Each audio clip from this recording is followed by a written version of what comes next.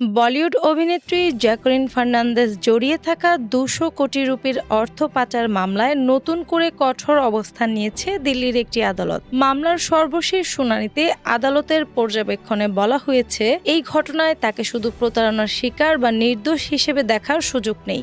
দিল্লির পাটিয়ালা হাউস কোর্টে চলমান শুনানিতে বিচারক মন্তব্য করেন, প্রাথমিক তদন্ত ও উপস্থাপিত প্রমাণ অনুযায়ী জ্যাকুলিনকে এই অর্থ পাচার চক্রের একজন গুরুত্বপূর্ণ অভিযুক্ত হিসেবেই বিবেচনা করা উচিত।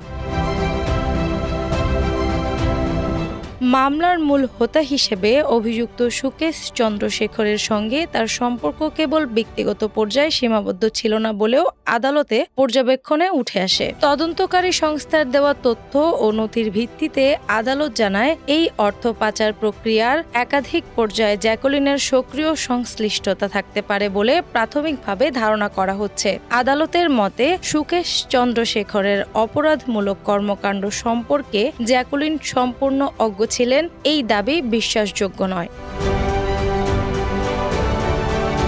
তদন্ত প্রতিবেদনে বলা হয়, তিনি বিষয়টি জানার পরও সুকেশের সঙ্গে যোগাযোগ অব্যাহত রেখেছিলেন, যা মামলার গুরুত্ব আরও বাড়িয়েছে। এমনকি সুকেশের বিরুদ্ধে অভিযোগ প্রকাশ্যে আসার পরও তাদের যোগাযোগ সম্পূর্ণভাবে বিচ্ছিন্ন হয়নি বলে দাবি করেছে তদন্তকারী সংস্থা। এই মামলার তদন্তে নিয়োজিত কেন্দ্রীয় সংস্থা এনফোর্সমেন্ট ডিরেক্টরেট ইডি আগেই দাবি করেছিলেন, জ্যাকুলিন এই অপরাধমূলক অর্থের উৎস সম্পর্কে অবগত ছিলেন। ইডির অভিযোগ, সুকেশের দুর্নীতির মাধ্যমে অর্জিত অর্থ থেকে জ্যাকুলিন সরাসরি আর্থিক সুবিধাও গ্রহণ করেছেন। ফলে তাকে শুধু সহায়ক নয়, বরং এই অর্থ পাচার চক্রের একজন সুবিধাভোগী হিসেবেও দেখা হচ্ছে বলে ইডি জানায়। এর আগে চলতি বছরের এপ্রিল মাসে আদালতে একটি আবেদন করেন জ্যাকুলিন, যেখানে তিনি নিজেকে সরকারি সাক্ষী হিসেবে অন্তর্ভুক্ত করার অনুরোধ জানান। সেই আবেদনে তিনি তদন্তে পূর্ণ সহযোগিতা করার ইচ্ছাও প্রকাশ করেছিলেন।